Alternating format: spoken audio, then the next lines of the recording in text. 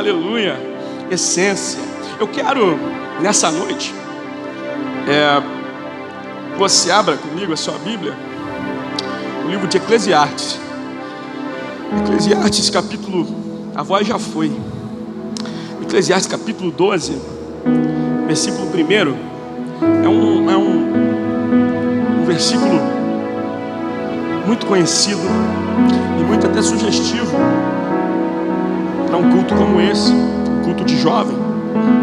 Com certeza você já viu muita gente usar esse versículo de plataforma, de base, para muitas palavras de sermões da parte de Deus, é claro.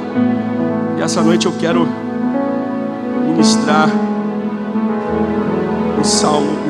em Eclesiastes capítulo 12. Antes disso, eu quero louvar o Senhor, né? É bom a gente louvar ao Senhor primeiramente, né? A gente começar adorando a Deus. Cante comigo assim, em nome de Jesus, olha. Tudo... Tá grave, né? Vamos mudar isso. Tudo... Obrigado, Zé. Maestro.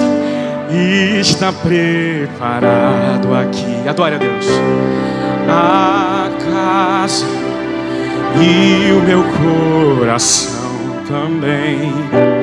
Tu és o único motivo que me fez chegar.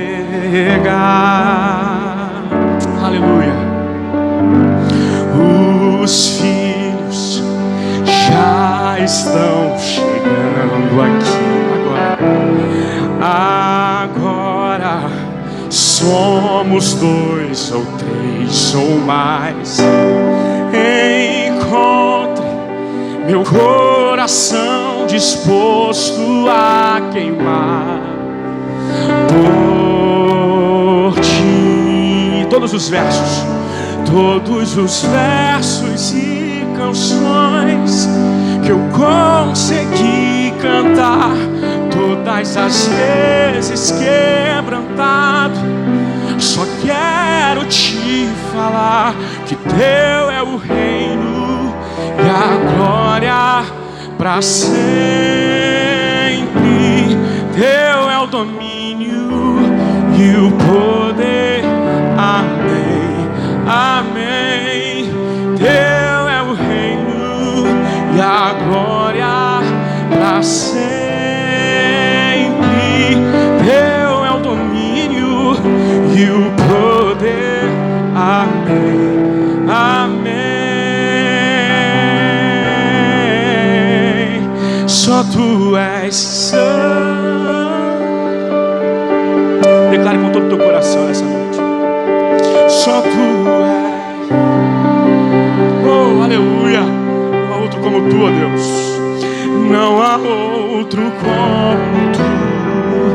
Não há outro como tu. Não há outro como tu. Não há outro como Jesus. Só tu és. Oh Deus, só tu és. Não há outro como tu. Não há outro como tu. Não há outro como tu. Não há outro como Jesus. Todos os versos.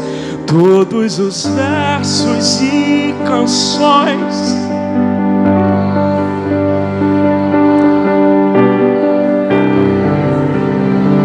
Oh, aleluia.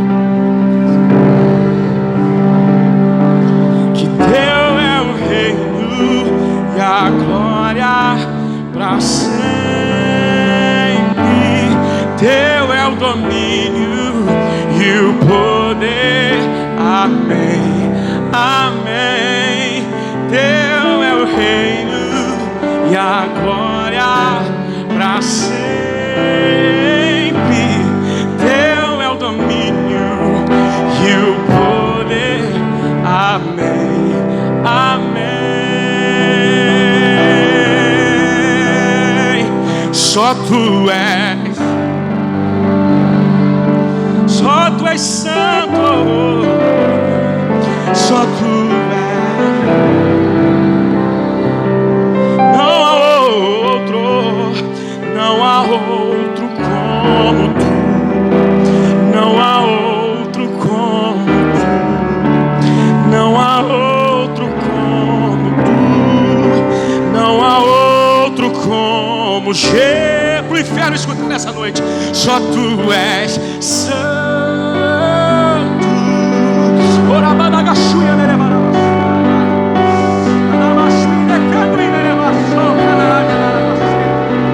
Não há outro Deus, não há outro como Tu, não há outro como Tu, não há outro como Tu, não há outro como Jesus.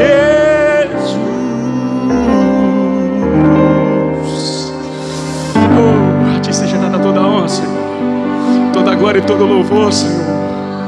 Tu estás aqui, Pai, encontra espaço em nossos corações. Oh Deus, fala para nós, mostra para nós os Teus mistérios, derrama sobre nós a Tua glória. Só Tu és santo, Deus, só Tu és santo. A Ti seja dada toda a honra, todo o louvor, toda a glória. Se até os anjos se prostram, Senhor, nós também queremos nos prostrar, nós queremos nos curvar, nós queremos dizer o quanto Tu és santo. Oh, camarada,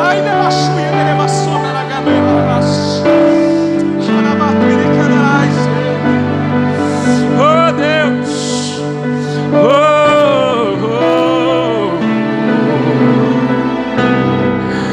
não há outro como Tu, não há outro como Tu, não há outro como Tu, não há outro como Jesus.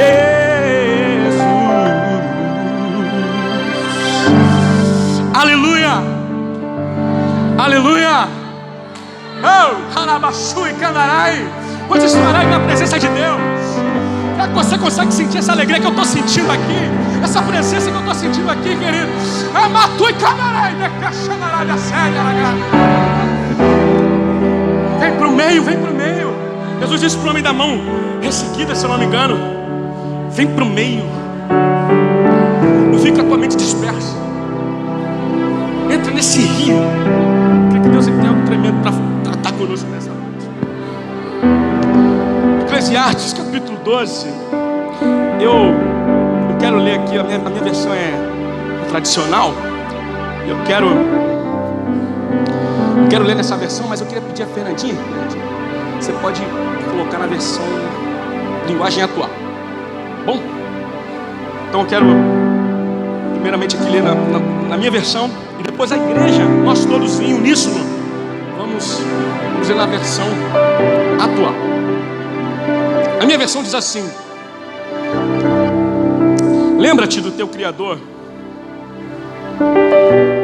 nos dias da tua mocidade, antes que venham os maus dias e os anos dos quais venha dizer: não tenho neles contentamento. Agora vamos ler na versão atual, toda a igreja. Eu vou contar até 3. Eu vou falar já. Nós vamos ler todos juntos esse versículo, amém? 1, 2, 3 e já. Lembra-te do seu Criador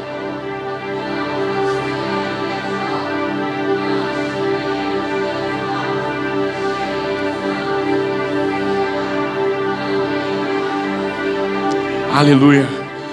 Grandioso Deus, maravilhoso Pai, essa é a tua palavra, Senhor, que o Senhor tem ministrado ao meu coração, para ministrar o coração da tua igreja. Obrigado por ter entendido e recebido de forma clara essa mensagem que o Senhor tem dado a nós. Obrigado, Senhor, que o teu povo também possa assim entendê-la, que o Senhor possa encontrar espaço nos nossos corações, Pai, e que essa palavra, eu creio que o Senhor tem nos dado, há de tocar os corações aqui, Deus, e há de tratar com cada pessoa aqui, Senhor, aquilo que o Senhor quer. Faça conforme a tua vontade, Senhor. Nós nos lançamos aos seus pés, como já declaramos que só o Senhor é santo, e não há outro como o Senhor. Nós nos rendemos aos teus pés agora também, com os nossos ouvidos, para ouvir aquilo que o Senhor tem para nós. Muito obrigado, Deus. Muito obrigado. Amém. Glória a Jesus. Então, a sabedoria, ela torna-se efetiva quando é colocada em ação. Desde cedo em sua vida, Salomão, ele teve de conhecer a necessidade de ser sábio. Mas quando ele pediu sabedoria ao Senhor para governar o seu reino, ele já cometera um hábito que tornaria o seu conhecimento ineficaz para a sua vida. Que hábito foi esse? Fizera um pacto com o Egito, mediante ao casamento com a filha de Faraó. Esta foi uma de centenas de esposas que foi obtida por razões políticas. Por isso Salomão, ele não só foi contra as últimas ordens de seu pai Davi, mas ele foi contra as ordens de Deus. E a sua ação nos mostra que muitas vezes nós sabemos o que é certo fazer, mas contudo não fazemos. É claro que o dom de sabedoria que Deus ele dá para Salomão não significava que ele estava isento de cometer erros. Mas como rei, Salomão ele teve muitas possibilidades e contudo vieram grandes responsabilidades. Mas Salomão ele preferiu as possibilidades e negligenciou as responsabilidades. Enquanto Salomão se tornava muito famoso como construtor do templo, do palácio, ele tornou-se ao mesmo tempo um líder infame que tributou e sobrecarregou excessivamente o seu povo. Visitantes de terras distantes, de terras longínquas, vinham para aprender da sabedoria desse famoso rei, vinham para buscar conselhos desse grande e famoso rei, enquanto o seu próprio povo afastava-se dele gradualmente. Então, Salomão, o homem mais sábio que já viveu, ele deixou para nós um legado de sabedoria que foi compilado em 3 livros: Provérbios, Eclesiastes e Cantares. No livro de Provérbios, Salomão ele dá conselhos práticos. Um provérbio é uma frase curta, concisa, geralmente rica de imagens e que transmite uma verdade. O seu tema principal é a natureza da verdadeira sabedoria. No livro de Cantares, Salomão, você vê ali uma declaração de amor de Salomão ali, representado como rei, e também um livro que faz alusão à igreja do Senhor, né? Representada pela noiva e o seu amado, o rei, que representa o Senhor. Então, o livro de Cantares é uma declaração de amor, até muito explícita, em questão de relação sexual e intimidade de um casal, mas lindo, belo, uma obra bela de Salomão, que, como já dito, faz alusão à intimidade de nós como noivas de Cristo. Então, quando nós chegamos no livro de Eclesiastes, nós vemos ali uma experiência de vida. Nós vemos Salomão num tempo longínquo da sua vida, fazendo uma reflexão de vida. No livro de Eclesiastes nós vemos que Salomão declarando com todas as palavras, com todas as letras, que tudo que ele provou, experimentou, testou, para ele tinha sido algo sem graça, algo vazio, algo tolo. E ele começa a escrever, você vai ver no livro de Eclesiastes, várias declarações de Salomão, inúmeras declarações de Salomão, expressando tudo é vaidade, tudo é vaidade, a vida é uma vaidade, enfim. E quando chega nesse capítulo 12 de Eclesiastes, Salomão está dizendo: olha, jovem, lembra do teu Criador, no dia da tua mocidade, antes que venham os maus dias, os anos dos quais venha dizer: não tem neles contentamento, ou lembra do teu Criador enquanto você é jovem. Antes que chegue o mau dia, os maus dias, em que você vai parar para pensar, você vai refletir tudo quanto você fez, e você vai dizer: cara, eu não tenho mais prazer na vida. Tudo que eu fiz na minha vida, as escolhas que eu fiz na minha vida, não me acrescentaram em nada. E aí você vai, muitas vezes, talvez, assim como esse rei, provar de algo amargo. Salomão está provando de algo amargo. Salomão está fazendo uma reflexão da vida dele. Ele diz: olha, eu construí bosques, eu fiz para mim jardins, eu fiz grandes edifícios, mas no final das contas não me adiantaram em nada. Não pude satisfazer o desejo real que eu tinha. Estou pensando nisso. Eu fiquei pensando neste culto, essência. Nós vivemos numa geração que, assim como Salomão, anda acelerada. Nós vivemos numa geração que, assim como Salomão, isso é novidade. Isso já acontecia. Que busca desenfreadamente ser feliz, que busca desenfreadamente prazer na vida, e muitas vezes depositam a sua alegria, ou esperam ter alegria do trabalho que produz, ou o sucesso de uma carreira, ou em ser talvez popular, ou esperando coisas temporais, coisas passageiras.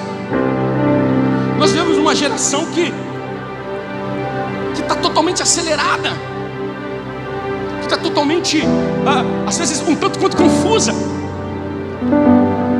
E com isso nós vemos pessoas que quebram muitas vezes princípios que nunca deveriam ser quebrados, que, assim como o filho pródigo, desperdiça momentos que nunca deveriam ser desperdiçados, que levantam bandeiras por causas que muitas vezes eles nem conhecem.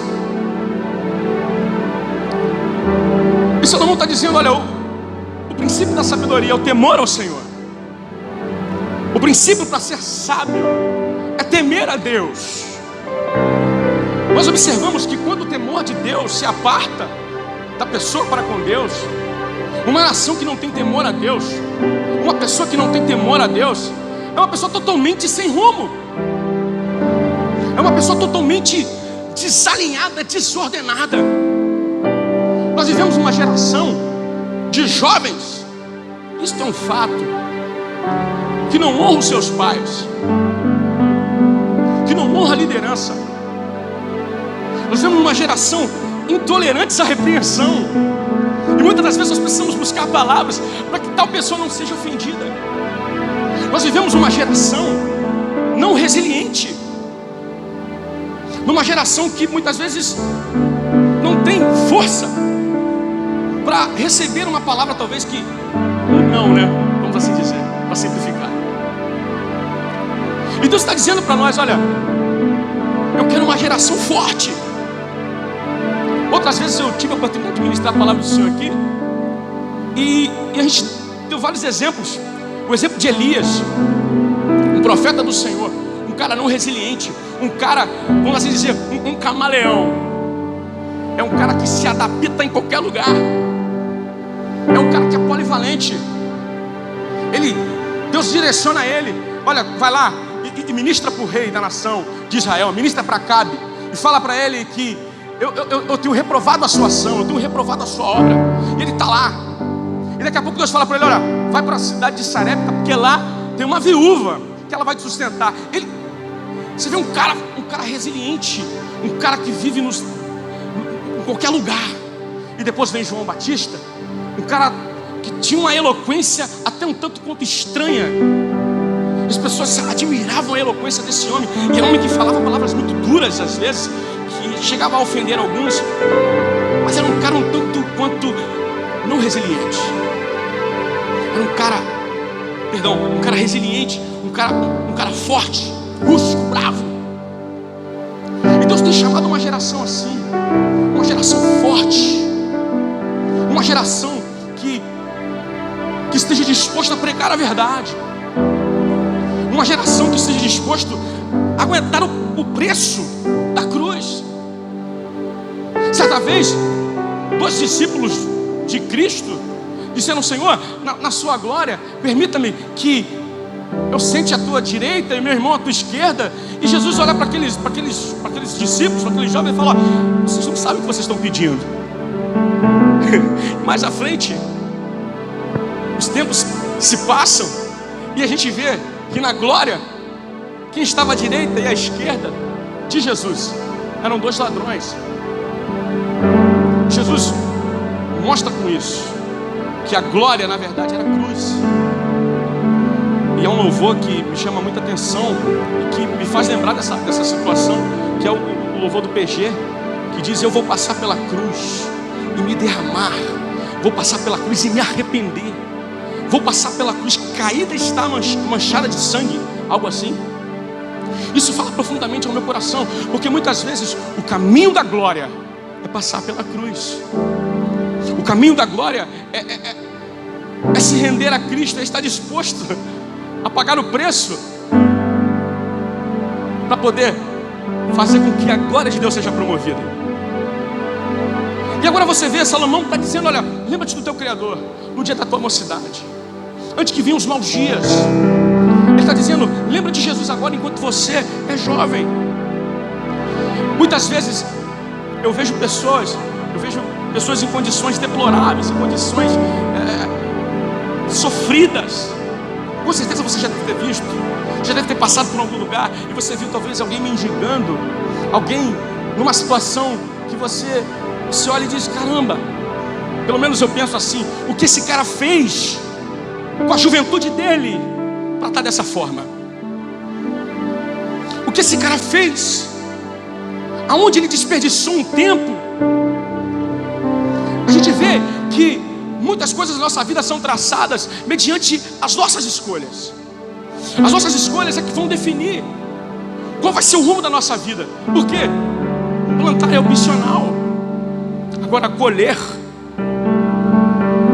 é obrigatório. É algo que você não tem como fugir. Eu poderia aqui nessa noite citar homens de Deus, jovens, que foram bem-sucedidos porque fizeram escolhas bem-sucedidas, porque souberam escolher. Nós vivemos um tempo em que as pessoas não sabem escolher. Nós vivemos um tempo em que as pessoas não têm uma opinião formada. Nós vivemos um tempo em que você vê pessoas às vezes protestando, levantando bandeiras, e você diz: ué, mas por que você está falando isso? Ah, não sei, é porque alguém falou que é assim, então eu estou fazendo também. Ah, por que fulano não presta? Ah, porque alguém falou que fulano não presta. Mas o que você pensa sobre isso? Ah, é isso. Eu te dou uma resposta mais ou menos. E você vê que muitas vezes não tem uma opinião formada, não tem raiz, não tem vivência. Então você está dizendo para nós: olha, a nação do Senhor, eu falo isso não apenas interessado a jovens, não, eu falo isso para todos nós que estamos aqui.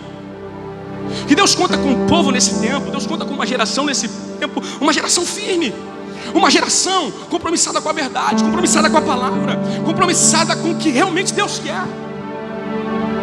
Veja, Elias pagou um alto preço muito grande, porque ele denunciou o pecado, porque ele apontou o dedo em situações que estavam erradas, porque ele teve coragem de bater de frente com o rei de uma nação e dizer para ele: não, você está errado.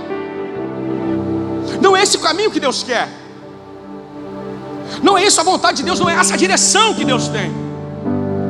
Da mesma forma, João Batista, como eu disse aqui outra vez, ele teve coragem de dizer para um rei também, Herodes, diz: olha, você está errado, você vive uma vida de adultério. Ele denuncia pecado, ele tem uma opinião formada, ele é alguém de caráter formado, ele é alguém que tem vivência com Deus, experiência com Deus.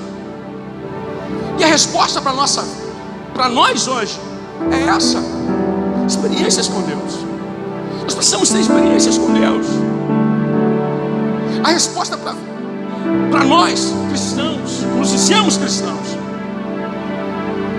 precisamos ter experiências com Deus, experiências íntimas, experiências mais intensas. Estou tentando buscar essa palavra. Mais intensas com Deus. Você precisa andar com Deus. Você precisa conhecer a Deus.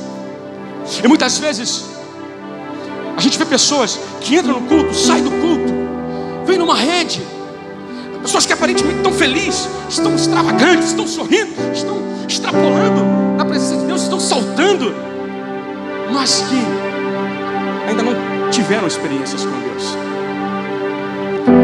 E Jesus está falando isso para nós, está falando isso para mim, está falando isso para você.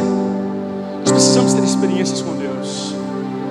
Nós precisamos temer ao Senhor, para que chegue um dia em que nós não precisamos experimentar por coisas ruins.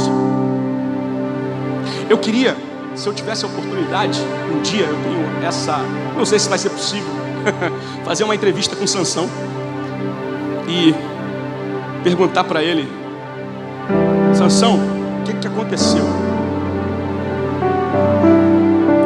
Sansão, o que aconteceu? Como, Sansão, você fez tudo errado, cara? Nós estamos falando de um homem, de um rei, que ele está no estágio da vida dele, que está dizendo que tudo que ele testou, provou, experimentou tinha sido sem graça, tolo, inútil. E parece que Salomão está dizendo para nós: olha, não experimente o que eu fiz, não tente ir pelo caminho que eu entrei. E nós estamos falando de Salomão, o homem mais sábio que já viveu. Eu estou falando de Sansão. Você pode estar pensando que eu fiz confusão dos nomes, eu costumo fazer isso. Mas não, eu estou falando de outro personagem real que cometeu esses mesmos erros. Eu estou falando de alguém que fez uma escolha errada e alguém que tinha um potencial para ser o cara. E eu estou falando isso para nós aqui, que a tua mente não se desvie do que Deus está dizendo para nós aqui, em nome de Jesus. Ele tinha o potencial para ser o cara da nação de Israel. Desde o ventre ele foi escolhido. E Deus falou: olha, esse menino, ele vai começar a livrar a nação desde o ventre. Era um propósito que Deus tinha. E Sansão, ele fez uma escolha. E você vê que ele vai andando por situações, e ele começa a experimentar de coisas que não estavam no script de Deus. Ele começa a viver coisas que Deus não havia sonhado para ele. Quantas vezes nós vemos jovens numa vida toda torta, toda bagunçada, e a gente fala: meu Deus, mas não era aquilo que Deus sonhou. Deus não te criou para te ver sofrendo. Deus não criou pessoas que, infelizmente, se suicidaram, tiraram sua vida para este fim. Deus não criou pessoas para viver nesses inferninhos e ter uma alegria passageira e depois entrar em depressão, porque aquela alegria momentânea não pôde satisfazer o desejo que aquela pessoa tinha de fato. Deus não criou pessoas para viver em depressão, para viver sofrendo, para viverem amarguradas. Quantas pessoas você já deve conhecer, você já deve ter visto, que vivem situações assim, pessoas até mesmo perto de nós, que muitas vezes a gente olha e vive uma tremenda solidão, e vive uma tremenda tristeza. Não é esse projeto que Deus sonhou para nenhum de nós. E muitas das vezes Deus nos dá potenciais, muitas das vezes Deus nos dá o dom, Deus nos dá a força, Deus nos dá a coragem para fazermos o que é certo. Mas assim como Salomão, assim como Sansão, nós não fazemos.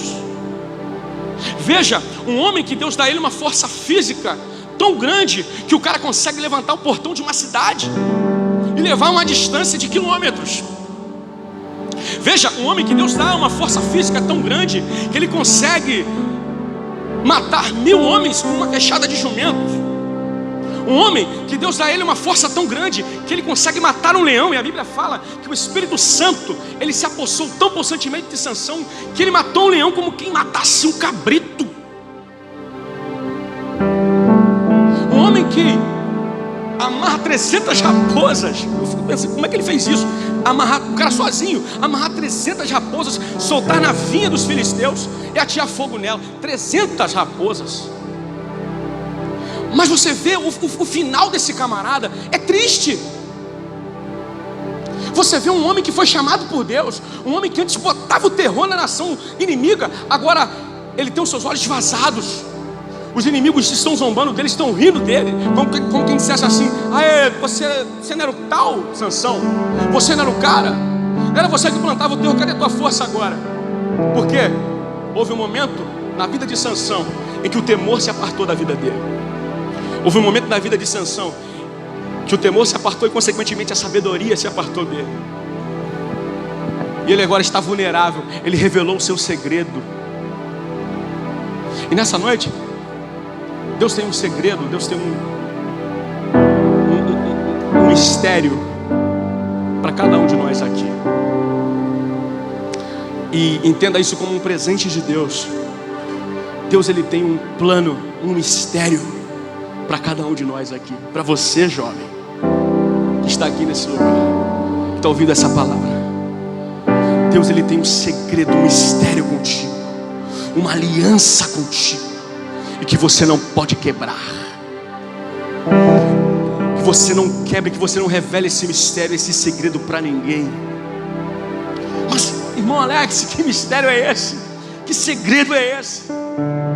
É algo que só Deus, ele sabe. E que para você entender, você precisa ter experiências com Deus. Você precisa viver com Deus, andar com Deus. Porque hoje, pregar sobre Jesus, por que pregar sobre Jesus, falar sobre Jesus, ministrar sobre a verdade, tornou para nós um entretenimento apenas, tornou-se uma coisa de momento? Por quê? Por que nós nos alegramos aqui em 2 horas de culto, mas durante toda a nossa semana, os nossos dias, nós não buscamos com a mesma intensidade que quando estamos aqui? Por que nós não nos preocupamos mais? Eu falo isso para mim também, tá? Com o temor ao Senhor. Davi, ele foi um cara que pecava muitíssimo, que teve muitas falhas. Ele foi um grande rei, mas ele não soube administrar a sua casa. Ele cometeu inúmeros erros. Mas algo bacana na vida de Davi era que ele não permitia que os seus erros o afastassem da presença de Deus. Ele não permitia que os seus pecados o afastassem da presença de Deus.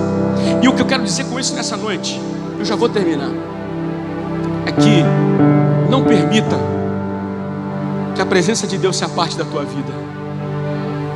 Não permita que o temor do Senhor se aparte da tua vida.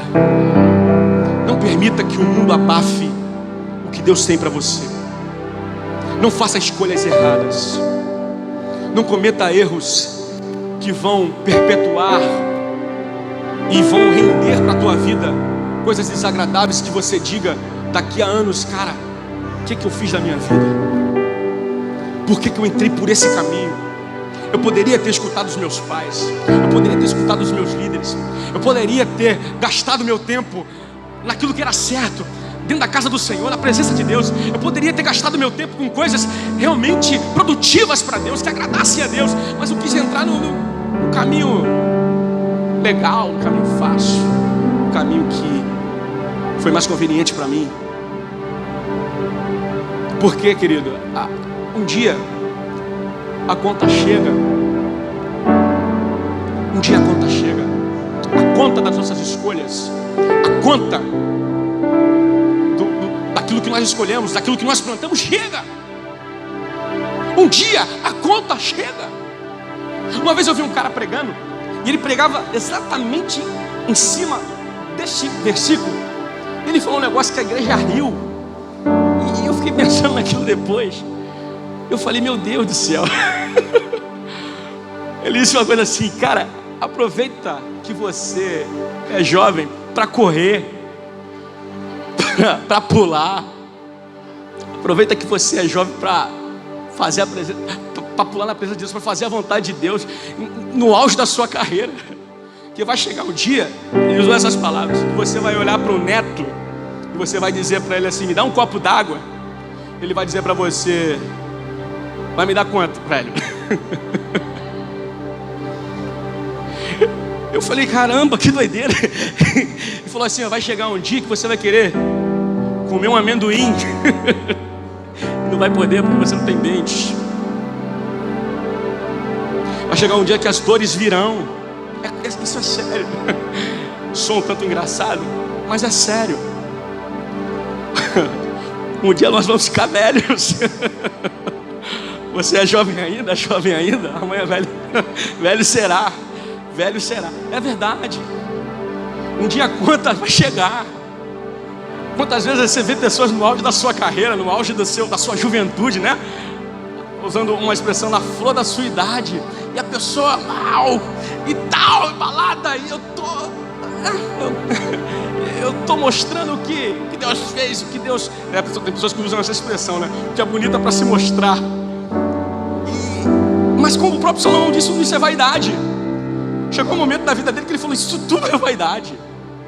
Essa coisa, essa gama hoje que nós temos, que a gente vê isso o tempo todo, de pessoas se expondo a sua imagem, expondo a sua juventude, mas com que propósito? Com que propósito? Olha, sinto-me triste. Estou indo ao banheiro. Você vê isso sendo postado. Mas, gente, é claro, você faz isso, que Deus te abençoe. Mas, gente, o que eu quero dizer com isso? Use a tua juventude para a honra e glória do Senhor. Nós somos jovens. Eu lembro de uma época de jovens que não tinham medo, não tinham vergonha de subir um monte, não tinham vergonha da roupa que vestiam, não tinham vergonha de pular na presença de Deus e se alegrar. Hoje nós vivemos num tempo que a pessoa mede o espaço. As pessoas às vezes não se soltam, não se entregam na presença de Deus, com medo do que vão pensar a respeito dele. As pessoas não têm coragem de expor a sua opinião sobre Deus, sobre a fé que acredita, porque acha que alguém vai torcer o bico. E daí? O que eu tenho a ver com isso? Você foi chamado para brilhar nesse mundo. Você é sal da terra e luz desse mundo. Nós somos chamados para fazer a diferença. Não gaste a sua juventude com coisas inúteis. Não gaste a sua juventude com coisas vãs. Aproveite a saúde que Deus te deu. A Bíblia fala que Jó, ele era um homem, isso Deus dizendo, Deus dando testemunho a respeito de Jó, que ele era um homem íntegro, reto, temente a Deus e que desviava-se do mal. Cara, eu falei, gente, eu nunca tinha parado para pensar nisso, que se desviava do mal, ou seja, em outras palavras, se desviava da aparência do mal. Cara, como assim? Se desviar da aparência do mal. Era como se ele visse algo aparente e ele não... Vamos supor, um exemplo mais claro, um exemplo mais simples. Era como se ele visse um perigo iminente na esquina. Aí ele está aqui. Aí ele fala: rapaz, ali na esquina o negócio está complicado. Eu vou passar então por outro lado, porque eu não vou pagar para ver. Era como se fosse mais ou menos isso. E quantas pessoas estão pagando para ver? Quantas pessoas sabem que a consequência de tais escolhas, de tais atitudes, né, vai ser ruim? Que a conta das escolhas, a conta das atitudes vão chegar e vai ser algo terrível, mas mesmo assim pagam para ver.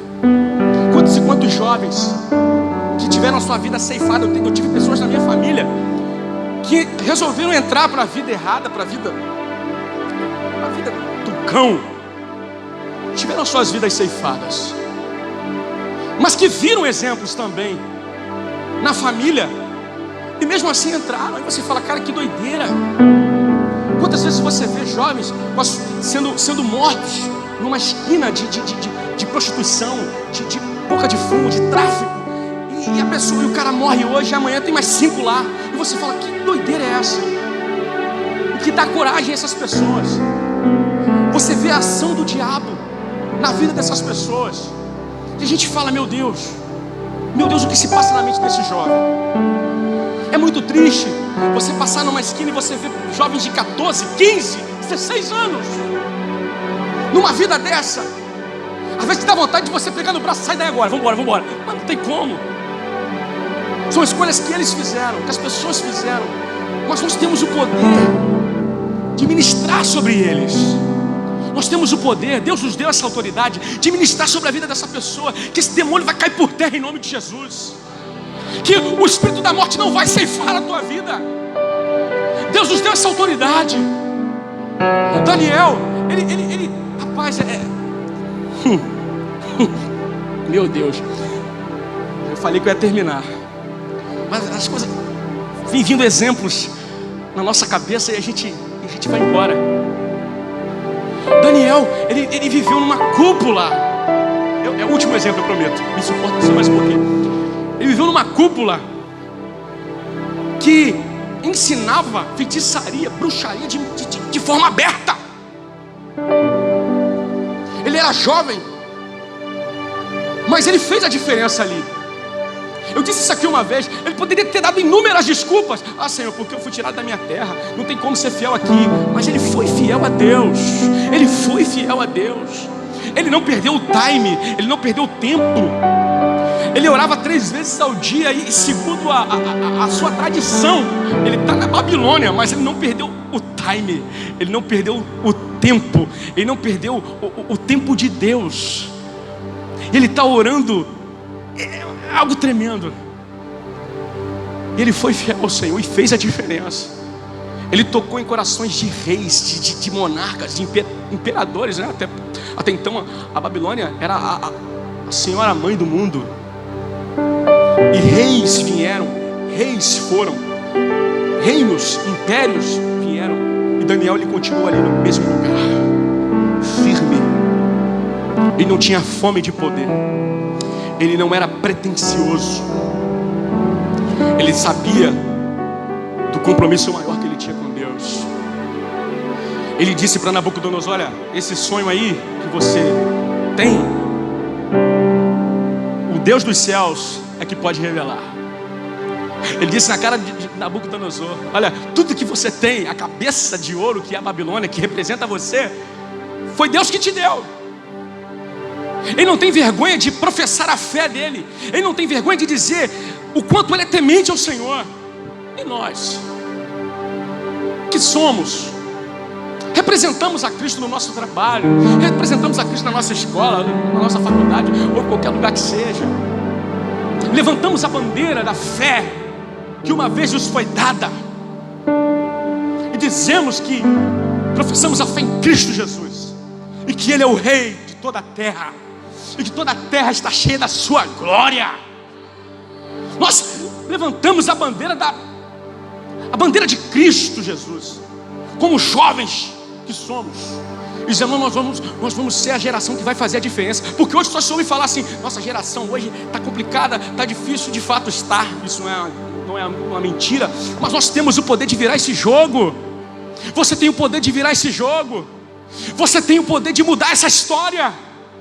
Uma vez eu vi uma pregação de Marco Feliciano, ele falando: nós devemos ser a geração que vai fazer a diferença e vai dizer para os nossos, para os que vieram antes de nós: olha, nós não vamos decepcionar.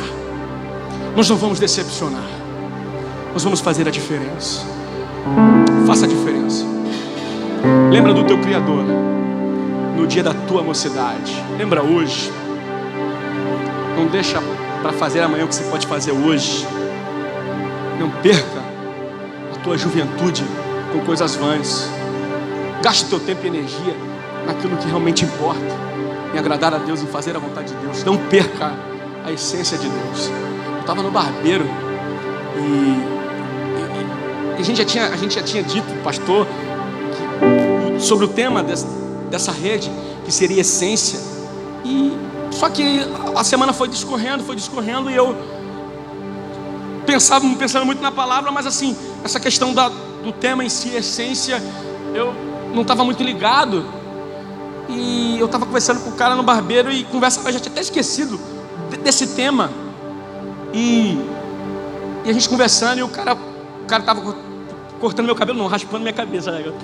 Não vou falar cortando o cabelo porque a gente não tem, mas estava raspando minha cabeça, né?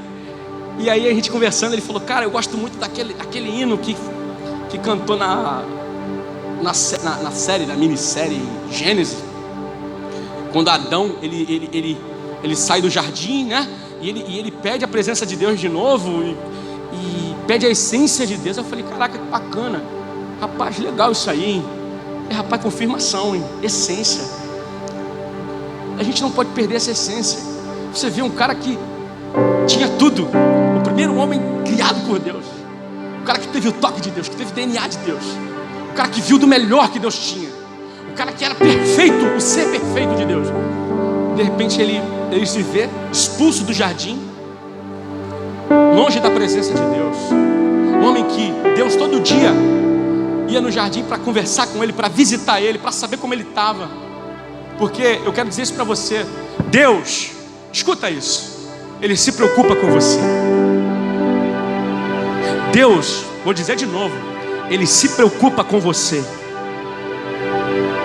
Ele se preocupa com a tua vida, em todos os níveis da sua vida, tá? Eu não digo apenas no âmbito espiritual, eu digo isso em todas as áreas da sua vida. Deus se preocupa sim. Você diz, será que Deus não se preocupa? Tem pessoas que falam assim, eu acho isso tão pequeno que eu não tenho nem coragem de orar a Deus pedindo tal coisa, porque eu acho isso tão simples. Mas eu quero dizer uma coisa para você, Deus, Ele se preocupa com você sim. Ele se preocupa contigo, Ele quer se relacionar contigo, Ele quer conversar contigo, Ele quer ter experiências contigo. Ele te ama. Não perca a essência. O nosso orgulho, as nossas más escolhas podem nos tirar do jardim. Amém? Fique de pé em nome de Jesus. Rapaz, misericórdia, Senhor, me ajuda. Falar de Jesus é muito bom, cara. Falar de Jesus é muito bom. Falar de jovem para jovem, né? Que você é importante, jovem. Vocês são importantes. Vocês são importantes. Nós somos importantes. Nós somos importantes para Deus. Você tem valor.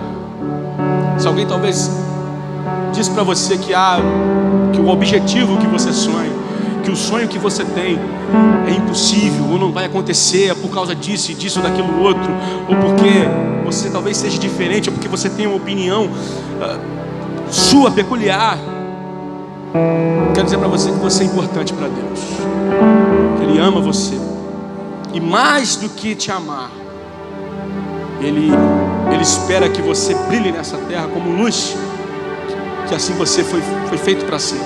Você seja sal para esse mundo terrível que nós vivemos.